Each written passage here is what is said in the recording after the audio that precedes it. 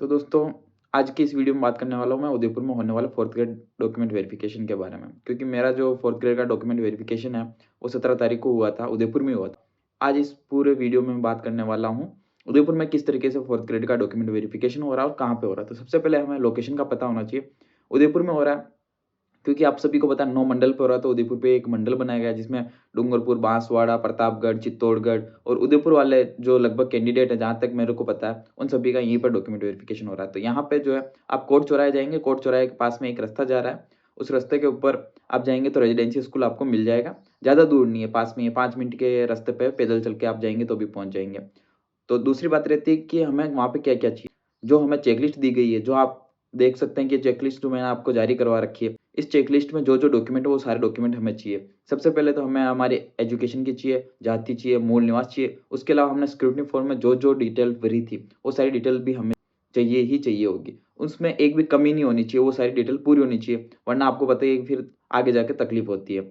फिर कुछ लोग मुझे पूछते हैं कि एफिडेविट कितने चाहिए, तो जहाँ-जहाँ पे भी आपकी गलतियाँ हो रखी है, नाम में, स्पेस में या फिर आपने डॉक्यूमेंट जो है मतलब फॉर्म भरने के बाद में बनाया हुआ है, तो भी आपको एफिडेविट लगवाना ही पड़ेगा। क्योंकि जैसा कि मैंने 18 तारीख को एक दोस्त का करवाया था, तो उसके भी लगाया था। उसके क्या है कि सभी डॉक्यूमेंट जो थे वो फॉर्म भरने के बाद में बने हुए थे और उसके एक विशेष मूल निवास बना हुआ था, वो भी फॉर्म भरने के बाद में बनाया था। तो उसका भी डॉक्यूमेंट में हमको एफिडेविट लगवाना पड़ा था और उसके लिए मुझे कम से कम 1 से डेढ़ घंटा लग गया था बनाने में, क्योंकि वहाँ से वापस जाना कोर्ट, कोर्ट से बनवा के लेके आने में ये प्रोसेस में लग जाता है टाइम। फिर जाति और मूल, उसकी आपको फ़ोटोकॉपी लगानी है और अगर आपने फ़ॉर्म भरने के बाद में लगाया तो आपको एफ़िडेविट लगवाना ही लगाना है।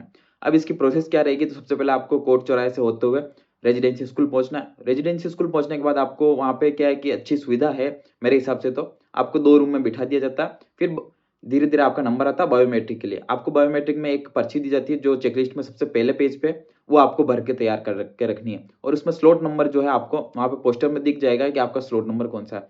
वो सारी डिटेल भरने के बाद आपको बायोमेट्रिक करवा लेनी है। बायोमेट्रिक करवाने के पश्चात आपको वापस एक हॉल के बाहर बिठाया जाएगा। उस हॉल के बाहर बैठे-बैठे आपको आपकी स्लिप जो है बायोमेट्रिक जो हुई है, उसके ऊपर आपको बताया जाता है कि इस वाले काउंटर पे जाके आपको आपका डॉक्यूमेंट वेरिफिकेशन करवाना है। ये सारी चीज़ें हमें बायोमेट्रिक में पता चल जाती है कि बायोमेट्रिक में हमें रूम नंबर दिया जाता है। फिर बाहर टीचर आके बोलते हैं कि इस वाले रूम नंबर के बंदे जो भी हैं वो आ जाओ। तो 1-2, 1-2 लेके अंदर चले जाते हैं और उनका डॉक्यूमेंट वेरिफिकेशन चलता है। वहाँ पर आपको फाइलें जो है नहीं लेके जानी, क्योंकि मैंने भी लोगों की देख के फिर मैं फाइल खरीदने गया, लेके आया, लेकिन मेरी फाइल वहाँ पे सबमिट ही नहीं हुई। को पैसा बर्बाद। किसी की भी फाइल सबमिट नहीं हो रही थी, वो सारे सुई लेते हैं, छेद करते हैं और वापस अपने धागे से बाँध देते हैं। तो आपको फाइल लेके जाने की ऐसा कोई ज़रूरी नहीं है। आप नॉर्मल भी डॉक्यूमेंट को ऐसे लेके जा सकते हो, लेकिन ऐसे नहीं कि सारे फैले हुए हों।